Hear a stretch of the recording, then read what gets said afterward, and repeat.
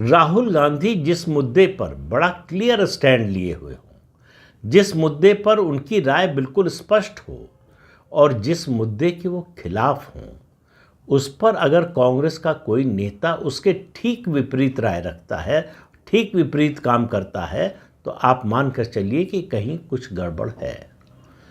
मैं डी के शिव कुमार की बात कर रहा हूँ। उन्होंने पिछले कुछ दिनों में 2 काम किए, हालांकि उससे पहले भी एक काम कर चुके हैं।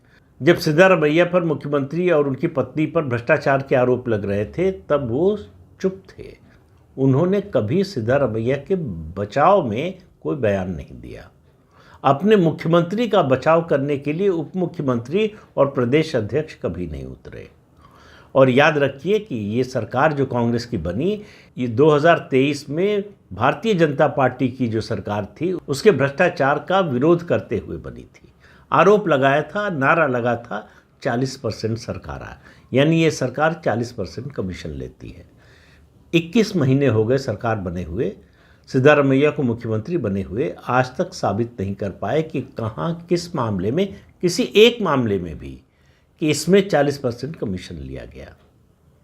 तो भ्रष्टाचार का कोई आरोप भाजपा सरकार पर जो लगा रहे थे, उसको साबित नहीं कर पाए। साबित करना तो छोड़िए, उसमें समय लगता है, अदालत में ही साबित हो सकता है। उसके खिलाफ कोई एक्शन नहीं हुआ, कोई एफआईआर, कोई जांच शुरू हुई हो, ऐसा कुछ नहीं हुआ।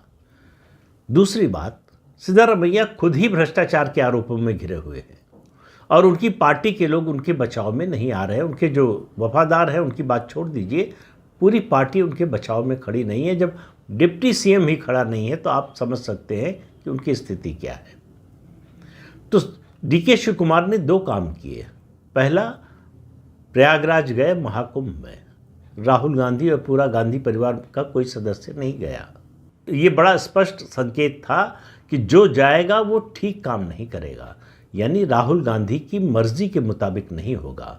ये राहुल गांधी का एक तरह से डिफायंस होगा, और डी के शिव कुमार ने ये डिफायंस खुलकर किया।